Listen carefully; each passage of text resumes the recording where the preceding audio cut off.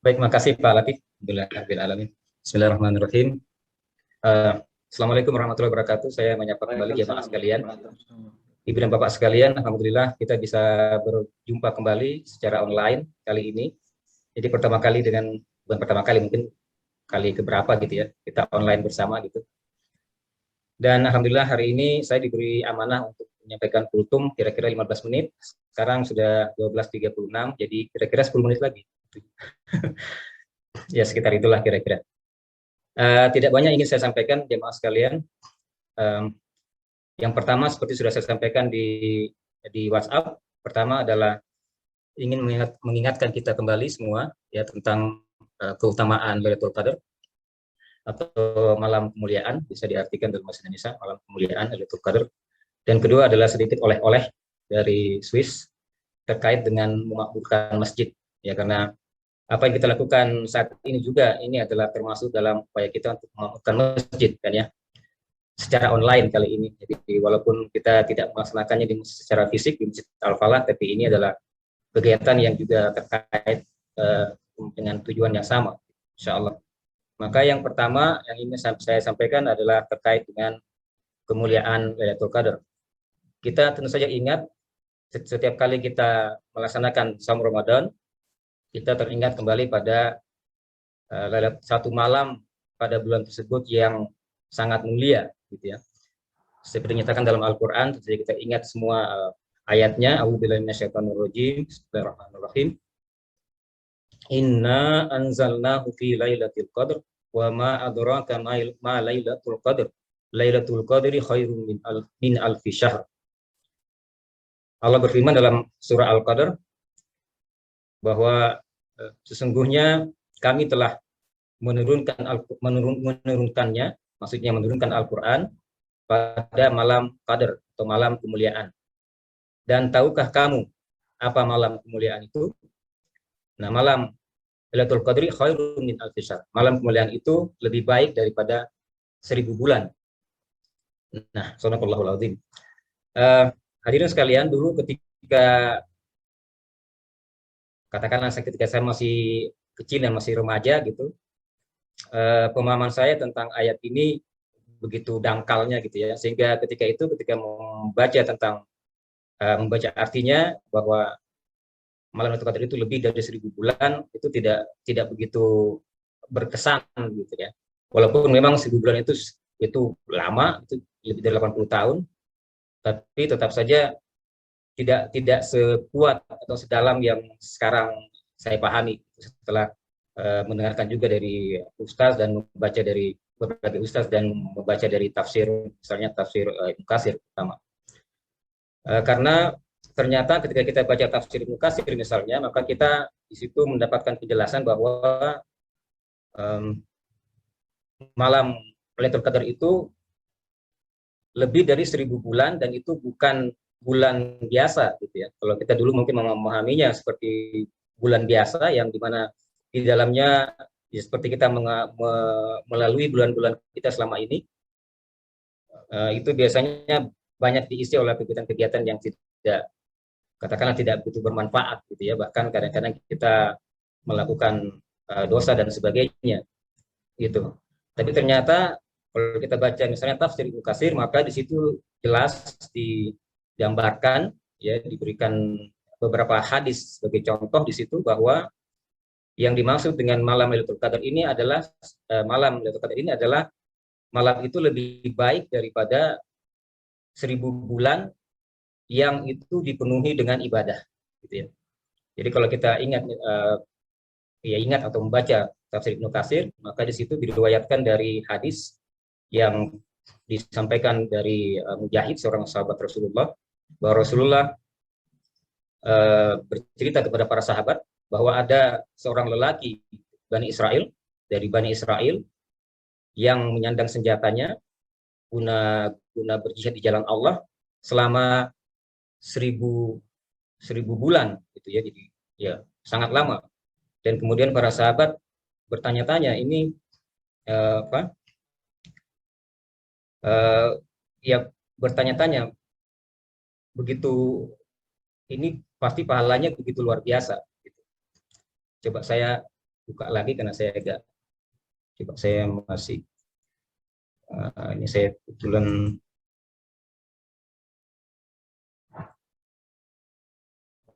agak susah saya buka ininya, tafsirnya. Ya, tapi yang intinya di situ ketika itu sahabat pada bertanya, dan kemudian eh, itu menjadi asbabun nuzul turunnya surat Al-Qadar ini. Ya, jadi ketika sahabat bertanya kepada Rasulullah, kemudian Allah berfirman kepada Rasulullah untuk menanggapi pertanyaan para sahabat tersebut, di mana Allah menyatakan bahwa sebenarnya bagi kaum muslimin tersedia bagi mereka suatu malam pada bulan Ramadan, di mana apabila mereka pada malam itu menerima malam kemuliaan ini, atau terjadi malam kemuliaan itu bersamaan dengan apa yang mereka lakukan, misalnya ibadah-ibadah yang mereka lakukan pada bulan Ramadan tersebut atau malam hari bulan Ramadan tersebut, maka nilainya itu akan lebih dari 1000 bulan, yang dimana di dalamnya tidak ada malam Lailatul, tidak ada malam Qadar. Ya. Jadi lebih mulia daripada 1000 bulan yang dimana di dalamnya tidak ada malam Qadar. Itu penjelasan dari yang bisa kita dapatkan dari kitab Ibnu Katsir misalnya. Jadi sekali lagi, malam Lailatul Qadar ini atau malam Qadar ini atau Lailatul Qadar ini begitu mulianya karena ini dalam konteks ibadah gitu ya. Jadi bukan bulan yang dimaksud dalamnya, bukan bulan biasa, tapi bulan yang dipenuhi dengan ibadah.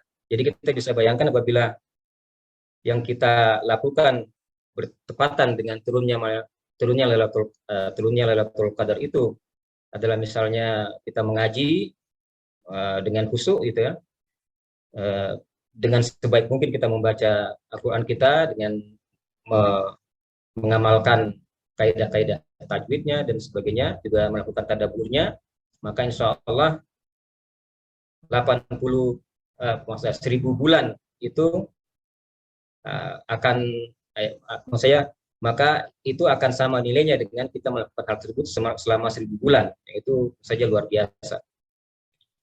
Ya, itu apalagi bila kita bisa melakukan, bukan lagi maksudnya, banyak pilihan yang lain bisa kita lakukan, bukan cuma mengaji saja, bukan hanya mentadaburi Al-Qur'an, tapi juga bisa kita melakukan hal-hal yang sesuai dengan pekerjaan kita di kantor ya, dengan kompetensi kita di lapan misalnya, kita melakukan kajian atau apa dan sebagainya. Itu juga akan insya Allah akan dinilai seperti itu, cuma waktunya selama 1000 bulan gitu ya, bahkan lebih dari 1000 bulan itu berdasarkan surah Al-Qadar tadi. Jadi itu kira-kira yang ingin saya sampaikan pada kesempatan kali ini sebagai pengingat. Jadi ini poin pertama bagi kita semua, terutama saya sendiri, untuk lebih berusaha lagi untuk mengagungkan malam Lailatul Qadar tersebut ya, dengan amalan-amalan kita yang terbaik insya Allah yang bisa kita lakukan ya. Kemudian yang kedua, karena ini sudah 12:44, saya ingin sharing katakanlah oleh-oleh gitu ya, oleh-oleh dari Swiss, tapi ini bukan oleh-oleh bersifat fisik, tapi oleh-oleh yang bersifat ilmu ya, santapan rohani lah.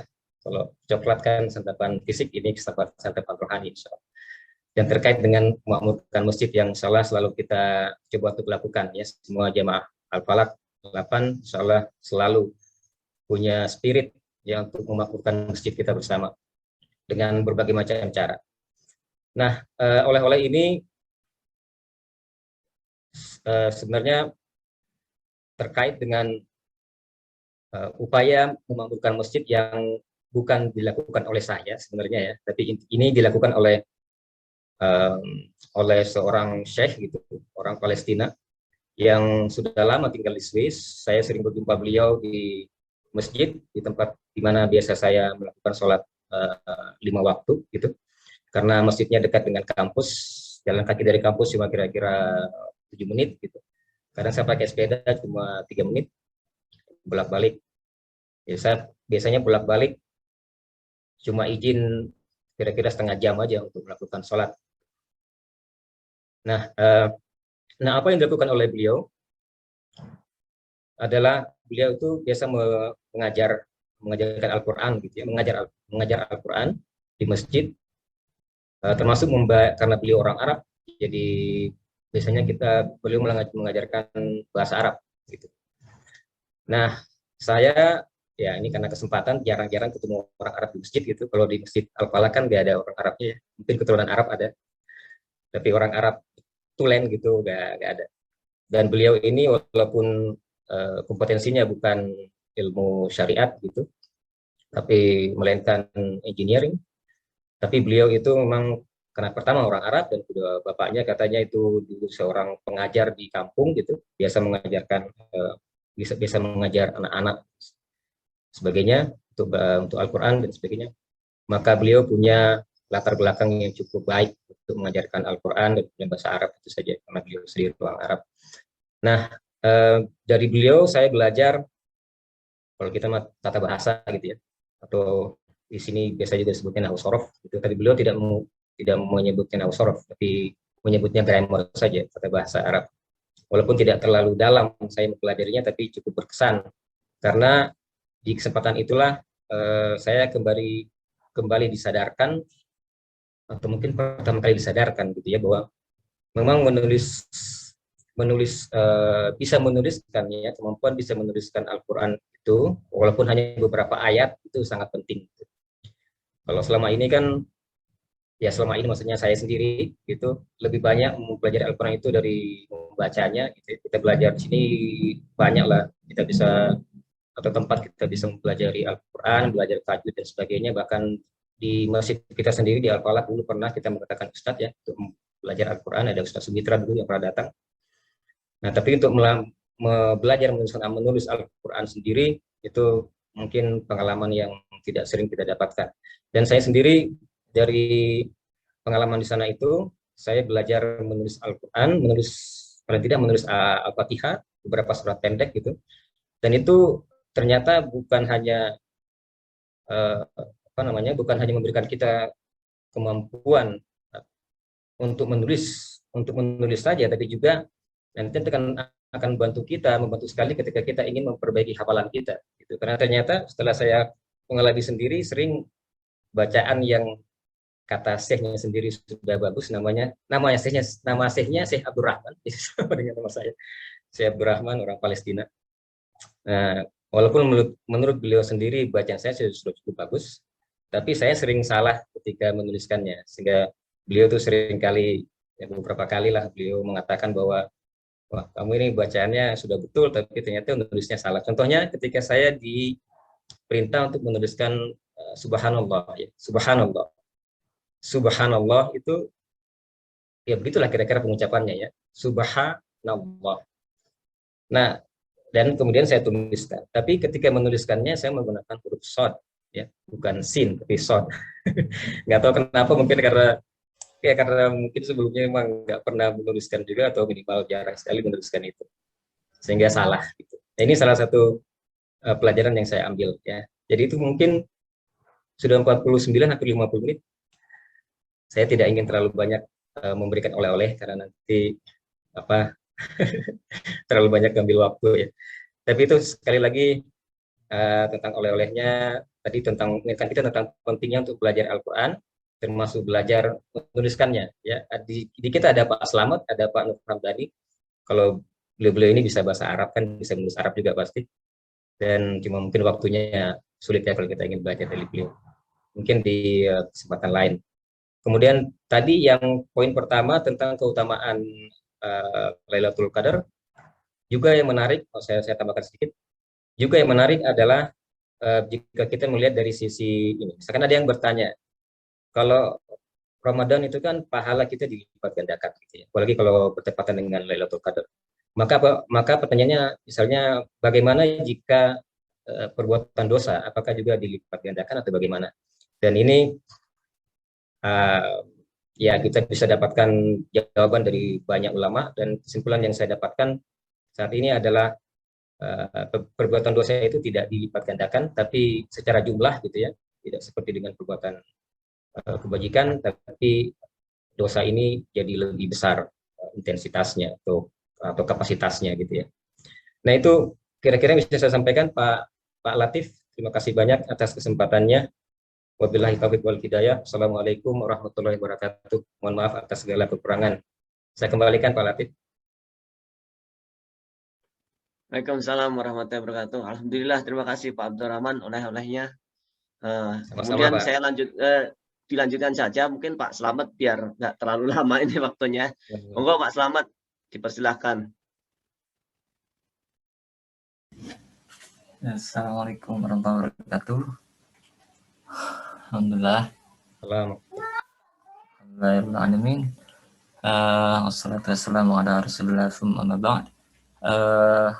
Saya cuman nambahin dikit aja. Temanya mungkin nggak nyambung gitu. Tidak tahu per temanya.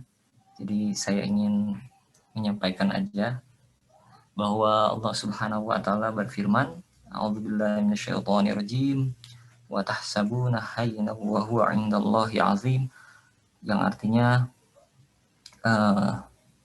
bisa jadi kamu menganggap sesuatu itu ringan padahal di sisi Allah itu besar. Jadi ayat ini sebuah ayat yang cukup menyendiri kita.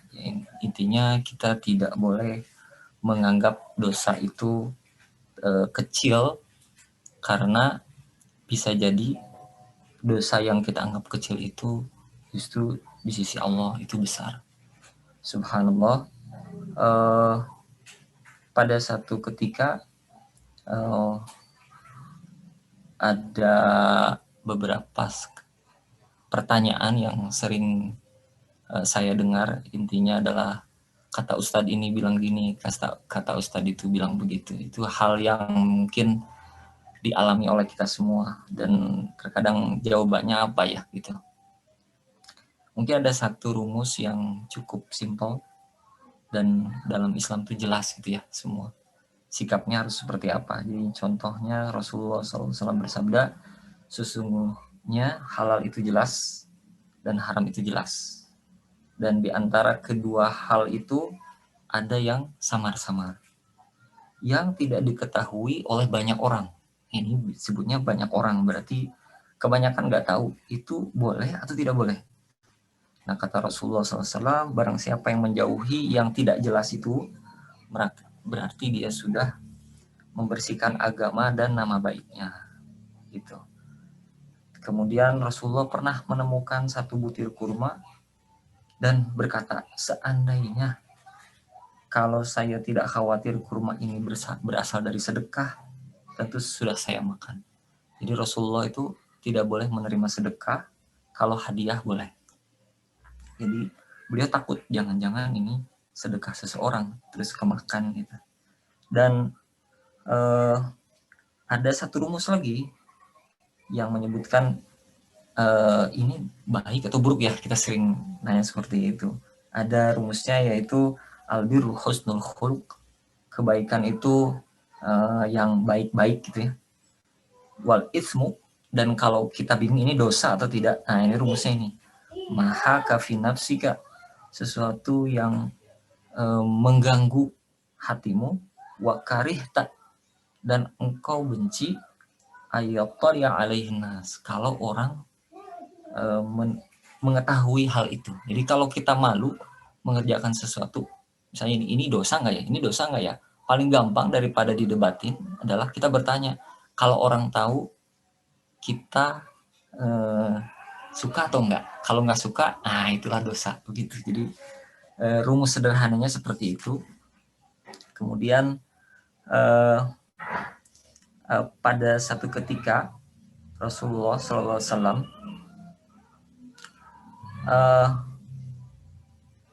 kemudian ditanya gitu, apa itu kebaikan, kayak gitu. Kemudian beliau menjawab, yaitu kebaikan itu sesuatu yang membuat hati kita tenang. Sedangkan dosa itu sesuatu yang membuat hati kita tidak tenang. Gitu. Jadi seperti itu, rumus-rumus yang cukup sederhana. Apa yang membuat kita tenang kita kerjakan, yang tidak membuat kita tenang kita tinggalkan. Sangat sederhana sekali. Kemudian pada satu ketika ada sebuah kisah, yaitu kisah Umar, ya, ada dua kisah Umar bin Khattab. Ketika beliau membagi-bagikan bagian untuk kaum muhajirin atau orang yang hijrah, kebanyakan mendapatkan 4.000 dirham. Ternyata anaknya dikurangi sama Umar, dikasihnya bukan 4.000 tapi 3.500 gitu, 3.500 dirham. Kemudian orang-orang nanya, bukankah anakmu termasuk orang yang kaum muhajirin? Lalu mengapa engkau kurangi? Kata Umar, karena dia berhijrah di bawah bapaknya. Gitu, jadi dibawa oleh Umar. Tentu tidak seperti orang yang berhijrah dengan kemauan diri sendiri. Artinya Umar berhati-hati di sini. Dia mengukur hijrahnya anaknya itu ada faktor beliau. Sehingga dia takut melebihi bagian dari orang yang hijrah benar-benar karena kemauan diri sendiri. Jadi ini sebuah kehati-hatian. Bahkan satu ketika Umar mengumpulkan para rakyatnya, kemudian dibagikanlah masing-masing satu helai baju. Jadi baju dibagikan semua, dikumpulkan. Kemudian Umar berkata, sam'an wa ta'atan, kata Umar, dengar dan taatlah. Kemudian waktu itu Salman Al-Farisi menyela, la sam'a wa la ta'ah, saya tidak mau dengar dan saya tidak mau taat. Lalu di situ Umar berkata, lima ada ya Salman, mengapa wahai Salman? Salman ini termasuk disebut ahlu bait oleh Rasulullah. Mengapa wahai Salman? Kata Salman, saya melihat engkau ini orang yang tinggi. Nah, kenapa ketika dibagikan baju, ternyata bajumu itu panjang, sedangkan badan kau kan tinggi, harusnya kan sama bajunya itu. Nah, ini seperti pembagian baju di lapangan. Ini bayangan seperti itu, Pak. Ini kehati-hatian salah satu warok. Mengapa engkau orang yang tinggi, tapi bajunya bisa panjang? Lalu Umar berkata, Aina Ibnu Umar, di mana Ibnu Umar? Maka anaknya Umar berkata, ha ana ya Umar, ya Amirul Mukminin. Ini saya wahai ya Umar, Amirul Mukminin. Jelaskan, kata Umar. Lalu anaknya berkata, sesungguhnya bagian saya potong, kemudian saya kasihkan karena saya tahu bapak saya tinggi untuk disambungkan di baju bapak saya. Lalu Umar bertanya kepada Salman, bagaimana sekarang wahai Salman? Kata Salman, al-an sam'an wa ta'atan. Sekarang saya taat dan saya dengar dan saya taat. Jadi ini sebuah apa ya? Sebuah peringatan bagi kita semua tentang pentingnya menjaga diri. Bahkan ketika Rasulullah SAW didatangi oleh seorang sahabat yang menyembunyikan tali sendal, ya, tali sendalnya padahal cuman satu. Lalu berkata, siapa yang mengambil bagian itu kan harta rampasan perang, ya, harusnya dikumpulkan dahulu baru nanti dibagikan. Tapi ada sahabat yang mengambil tanpa mengumpulkan terlebih dahulu. Kata Rasulullah, maka itu bagiannya adalah neraka. Bahkan cuma satu tali sendal, Rasulullah, walaupun satu tali sendal. Lalu sahabat itu mengembalikan. Jadi ini hal-hal yang mungkin kita anggap remeh.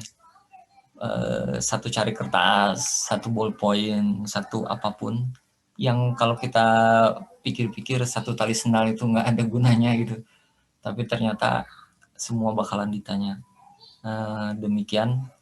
Subhanakallah bihamdika asyhadu an la ilaha illa anta astaghfiruka wa atubu ilaik. Assalamualaikum warahmatullahi wabarakatuh. Saya kembalikan Pak Latif, silakan. Waalaikumsalam warahmatullahi wabarakatuh. Alhamdulillah Bapak Ibu sekalian nih, Pak Slamet tepat dan waktu Pak banget. Sulaiman. Tepat waktu ya. Dilihat waktunya. Ya, alhamdulillah. Terima kasih Bapak Ibu sekalian jamaah Masjid Al-Falah. Kemudian khususnya kepada Pak Abdurrahman dan Pak Slamet atas oleh-olehnya. Jazakumullah khairan katsiran. Amin amin. Alhamdulillah. Ya. Baik, ini pas tepat waktu. Jadi Ya, ada pertanyaan ya ini yang Bapak Ibu ya. Ya, kecil kalau ada pertanyaan. Enggak ada pertanyaan. Ya, Apa kalau ada pertanyaan barangkali 1 menit, 2 menit boleh?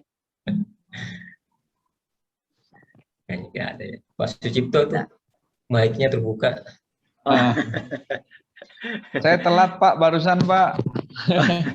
Itunya laptop mah update, jadi nggak bisa ini. Oh, baik. Nanti akan disusul ini Pak. Besok bisa Pak. Ya. Baik, Bapak Ibu, ada pertanyaan? Ya, nggak ada aja ya. Kalau nggak ada mungkin disampaikan aja buat besok siapa lagi. Baik. Terjadwal. Oh, saya lupa nih buat besok nih. Buat besok siapa nih Pak? Selalu jadi lupa. Ya udah, Untuk kalau besok itu biar siap-siap dari sekarang. Oh ini nih, besok itu Pak. Oh belum kebuka punya saya. Kalau pakai laptop lama. untuk besok itu Ini Pak Cipto. 21 ya. Pak Didi, Bapak Didi sama sama Eri Anggraini Kupang. Oh ya, baik. Mbak Eri, Ini sampaikan ya. ya kebetulan tuh ada itu Mbak Eri itu. Oh ya, alhamdulillah Mbak Eri. Besok insya Allah dilanjutkan Mbak Eri. Ya kita sama-sama belajar lah. Insya Allah semoga ini menjadi manfaat kita semua, bisa menambah ilmu dan menambah amal ibadah kita semua. Paling enggak Amin. mengurangi dosa lah. Bulan puasa ya. Ya, alhamdulillahirrahmanirrahim. Baik, Bapak Ibu. Untuk besok Pak Didik, Pak dan Mbak Eri ya, insya Allah. Baik, terima kasih Bapak Ibu sekalian. Kita tutup saja majelis ini dengan baca subhanakallahumma bihamdika asyhadu alla ilaha illa anta astaghfiruka wa atubu ilaik. Terima kasih. Assalamualaikum warahmatullahi wabarakatuh.